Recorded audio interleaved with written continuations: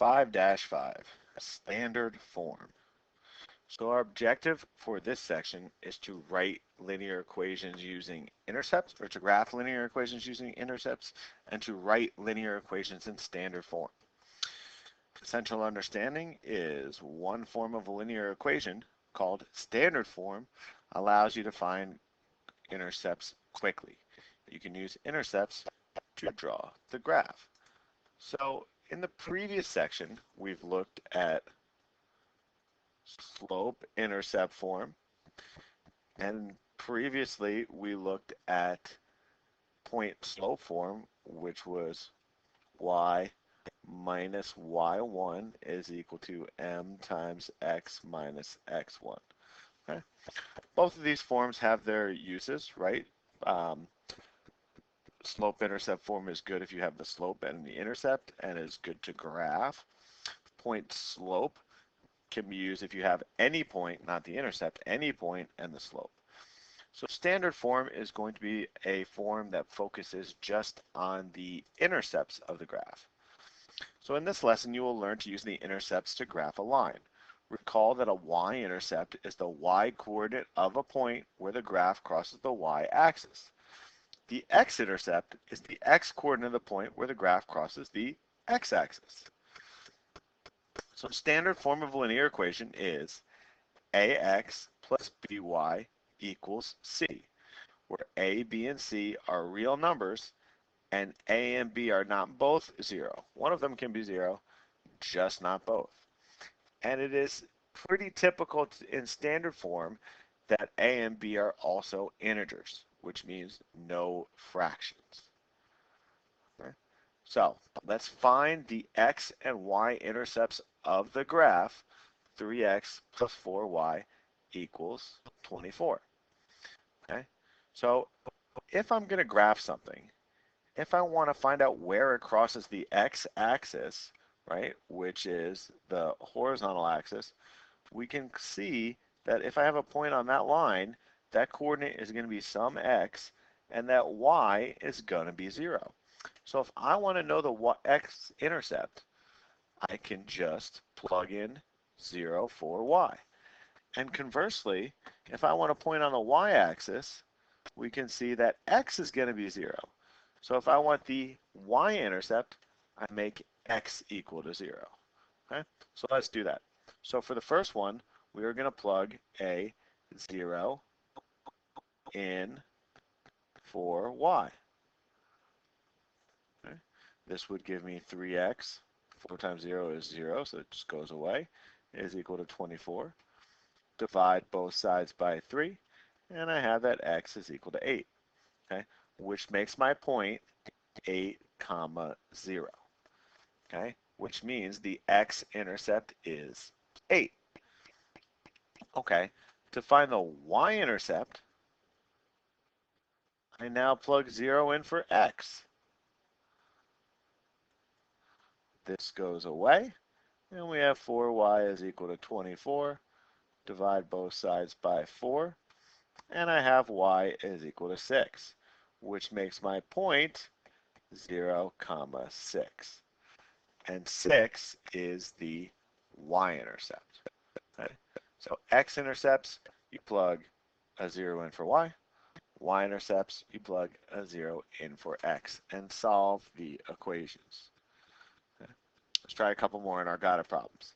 So the x and the y-intercept. So for my x-intercept, I'm going to take 0 and plug it in for y. Okay? That gives me 5x is equal to 60. Divide both sides by 5, and we would get x is equal to 12. Okay? Which makes my point 12, 0. To get the y-intercept, I plug a 0 in for x. Minus 6y is equal to 60. That goes away. We have negative 6y is equal to 60. Divide out the negative 6. It's okay to get negative numbers. Oops. and y is going to be equal to negative 10, which makes my y-intercept 0, comma, negative 10. Okay. For the next one, same thing, x-intercept. So we have 3x plus 8 times 0 is equal to 12. That's just 3x is equal to 12, so x is equal to 4, which makes my point 4, 0. And for my y-intercept, we plug a 0 in for x. Okay. 8y is equal to 12. Divide both sides by 8 here, and you're going to get a fraction, which is okay. Right? Y is equal to, let's reduce that to 3 over 2, which makes my point 0, comma 3 over 2, which is just 1.5. Okay. Good. So, what is the graph of x minus 2y is equal to 2? So, we could change this in a slope-intercept form and graph the line that way, but let's graph it using intercepts, which is the title of this question, okay? So let's find my x-intercept by plugging 0 in for y. So x is going to be equal to, that just goes away, negative 2. So I can put a dot at 0, comma, negative 2, right there, or negative 2, comma 0, sorry. For my y-intercept, I plug 0 in for x. So that's 0 minus 2y is equal to negative 2. So that's negative 2y is equal to negative 2. Divide out the negative 2, and I get y is equal to 1. Okay? So now put a point at 0, comma 1. Well, I have 2 points, which is kind of enough to make the graph. Okay? So I can make my line just like that. Let's move it. Oh, very good. Okay. Once you have 2 points, intercept points, I can use them to make my graph. Okay. And if you like this way better, you can use this way. The only problem that's going to happen here is if we don't have numbers that work out well and we get fractions. Makes it a little bit harder to graph than one of the other methods. Okay, so first, my x-intercept is 2x plus 5, plug 0 in for y. We get that, so 2x is equal to 20, which makes x equal to 10. So x is equal to 10, goes right there, 10 comma 0. And for my y-intercept, we plug a 0 in for x, plus 5y is equal to 20. 5y is equal to 20, divide out the 5, and I get that y is equal to 4. And there's my point right there. And now I can draw my line. Okay, so that's graphing using intercepts. So if a is equal to 0 in the standard form, ax plus by is equal to c, we can write the equation in the form y is equal to b, where b is a constant. And if capital B is equal to 0, whatever number is right there, you can write the equation in the form x is equal to a, where a is a constant. If we just have y equal to something, that would have no slope and would make it a horizontal line. And the graph of x is equal to a has an undefined slope. Y is not even there, so that is a vertical line. Okay? So let's graph these. Think about this. X is equal to 3. Always equal to 3. Well, if I put a dot there, okay, well, x is not equal to 3 there, x is not equal to 3 there, or there, or there, or any of these other places on this graph, but x is equal to 3 there. It's 3 comma 1, 3 comma 2, 3, 3, 3, 4, 3, 5, and you can see that when I have x equal to a number, got a little curve there, but when you have x is equal to a number, you have a vertical line. As opposed to y is equal to 3, Now that point is right there. That's 3, that's y3, that's y is equal to 3, y is equal to 3. And you can see now you have a horizontal line. Okay? So when you just have x is equal to a number, it's a vertical line, y is equal to a number, horizontal line. Let's try a couple got it's. Okay? So my got it problem, x is equal to 4. That looks like that. X is equal to negative 1. That would look, whoops, that would look like a line down like that, negative 1. Y is equal to 0. Well, that's a nice horizontal line on the y-axis, and y is equal to 1. That's going to be a line right there. Okay? Because this at this line right here, at y is equal to 1, every single point on this line has a y coordinate of 1. And that's a way to help if you can't remember them. So, given an equation in slope-intercept form or in point-slope form, we can rewrite the equation in standard form using only integers. So when I have this equation right here, when I want to put it into standard form, I'm going to make sure that it has only integers. So y is going to equal negative 3 over 7x plus 5. So what I want to do is I want to multiply both sides of this equation by 7. And what that will do is that will make this fraction go away. So over here I have 7y. Negative 3 over 7 times 7 is negative 3x. And 5 times 7 is a positive 35. Now, to be in standard form, the two variables have to be on the same side. Remember, standard form looks like this. Ax plus by is equal to some number. Okay, so both of the variables have to be on the left-hand side. So what I want to do is I want to move this over to this side by adding it to both sides. So we get 3x plus 7y is equal to 35. And that is standard form. Let's try another. I got a problem. So y minus 2. Now we have a point slope form equals negative 1/3 times x plus 6. Couple options here. I could distribute the 1/3 and then add the 2 to both sides to put it in points, to put it in slope intercept, but I don't have to do that. I can just cancel out this 1/3 by multiplying both sides by negative 3. And the reason why I picked negative 3 is it'll cancel out the negative 1/3 and make it positive. And then I have to multiply this side by negative 3 as well.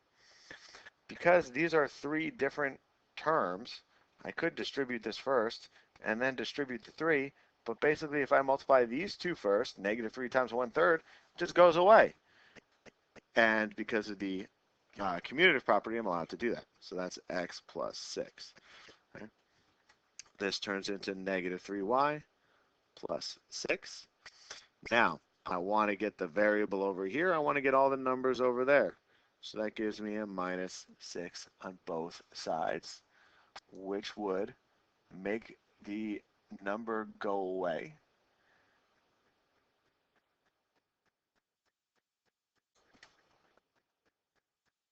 Which is okay. So we get we get negative 3y is equal to x, and then subtract x from both sides, and we get negative x minus 3y is equal to 0. However, it is good form to always have your leading coefficient be positive. So I'm going to multiply both sides of this equation by negative 1. Okay? 0 times negative 1 is still going to be a 0, but the left side will turn into x plus 3y. Definitely a little bit cleaner. Okay?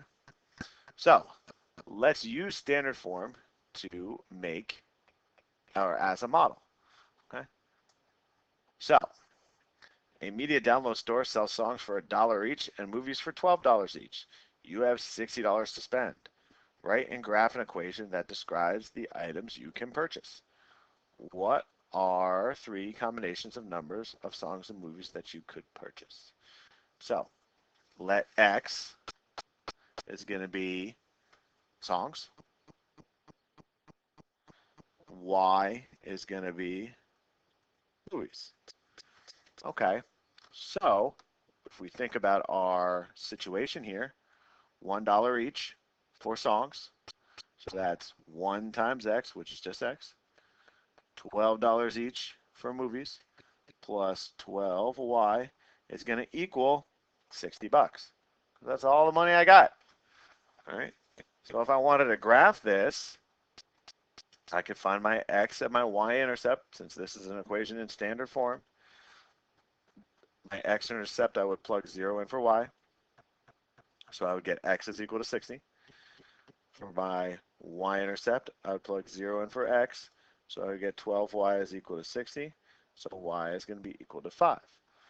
Okay.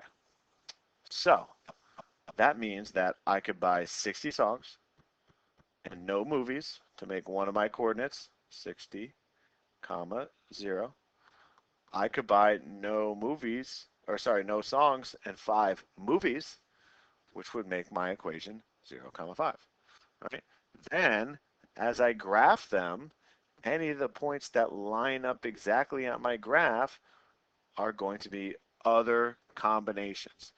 So it's going to be kind of hard to tell with a graph of this sort of size. Remember, we don't need negatives because it's not possible to buy negative songs or negative movies. Movies, I know my graph is only going to go from 1, 2, 3, 4, 5. So we're gonna have a point right there. 1, 2, 3, 4, 5 for movies. Songs. Right. Let's go by sixes, or let's go by 12s. Because hey, look, $12. So 12, 24, 36, 48, 60. So that's 12, 24, 48, 12, 24, 36, 48. Okay, so now I know I have a point over there. I have a point right there. And I can just connect the lines. And now, as you see right here, the dots on the lines kind of all line up. And we could buy 4 movies, 12 songs, 3 movies, 24 songs, 2 movies, 36, 1 movie, 48, and 0, 60. Okay, so we have some nice points provided that, we have our y-axis go up by 1 and my x-axis go up by 12. We keep everything nice and balanced, and we make a nice picture. Okay. In problem 5, suppose the store charged $15 for each movie. What equation describes the number of songs and movies you can purchase? Okay, so now we're still going to have that the songs are $1 each. We just are charging $15 for the movie. So my equation is going to be x plus 15y is equal to still 60. Okay, so that means that x is still going to be 60, my x-intercept. But my y-intercept is going to be 15y is equal to 60. If I plug 0 in for x, divide out the 15, and I get that y is equal to 4. Okay. So I can buy 4 movies or 60 songs or some combination of the two. What domain and range are reasonable for the equation in part A? So my domain is all my x values. So because I go up to 60 and I can't buy a negative amount of songs, my domain is going to be, if we remember this, x such that x is greater than or equal to 0, right? You can buy no songs. Okay, so there's my domain, that x is in between 0 and 60. My range as a set is y such that, well, can I buy 0 movies? Yep. And I can buy up to 4 movies.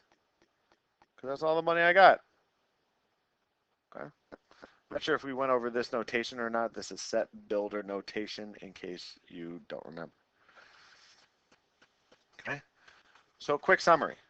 You can graph any line using one or more of these forms of linear equations. Any two equations for the same line are equivalent. So like we said at the beginning, we have slope-intercept form, which deals with the slope and the y-intercept. We have point-slope form, which deals with the slope and any other point on the line, right? 3, 4. And standard form, which deals with the two intercepts. So 2x plus 3y is equal to 18. All three of these equations right here are the equation of this red line. It doesn't matter which form we use. And as you get a little practice with this, you can see which form works best in each situation. All right, so let's do our lesson check. What are the x and y intercepts of the graph? 3x minus 4y is equal to 9. So we plug 0 in for x, so we get 4y is equal to 9. Divide by negative 4. So that's y is equal to negative 9 over 4. And my x-intercept, or sorry, my y-intercept is going to be, my x-intercept is 3x equal 9. Divide out the 3, and we get x is equal to 3. So my x-intercept is 3, my y-intercept is 9, negative 9 over 4. Graphing that, I don't want to go through a whole graph again, right? When we graph it, we find an intercept. It's going to be 5 and 3, and we just make a line right that. Okay. Is the graph y is equal to negative 0.5, horizontal, vertical, or neither? Well, it's not neither because there's no x. If you only have one letter, it's going to be either horizontal or vertical. And if you have y is equal to something, it is a horizontal line. If you have x is equal to something, it is a vertical line. So this one is horizontal. All right, let's do this one. Y is equal to 1/2 x plus 3. I have a 2 in the denominator. I'm going to multiply this whole equation, everything, by 2 to clear the fraction. So that's 2y is equal to x plus 6. And then move the x to the other side. Subtract x from both sides. So that's negative x plus 2y is equal to 6. However, it is a good practice to get into to realize that you should not leave an equation off with a leading coefficient being negative. So we're going to take everything here and multiply it by negative 1, which makes this x minus 2y is equal to negative 6. You're probably wondering why you have to do that last step. It's just good form to not start off with a negative number. Good grammar. Okay. Store sells gift cards in preset amounts. You can purchase gift cards for $10 or $25. You have spent $285. Write an equation in standard form to write this situation. So we have 10x plus 25y is equal to 285, sorry. Okay. Which is an equation in standard form. Okay. And then plug numbers in and you can get the intercepts and other points on the graph. Tell whether each linear equation is in slope-intercept form, point-slope form, or standard form. A is in point-slope, and the slope is negative 1. Y by itself means slope-intercept.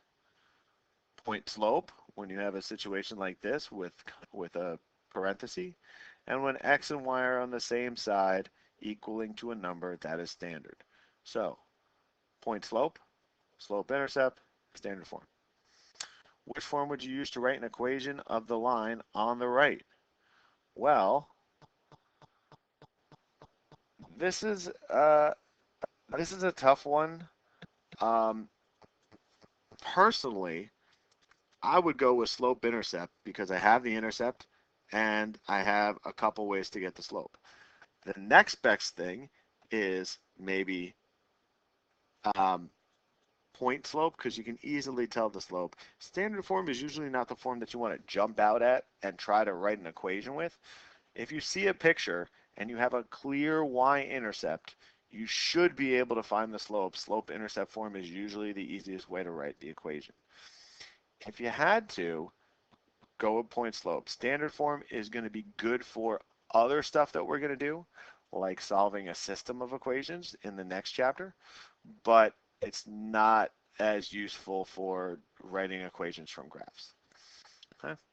That was 5-5, standard form.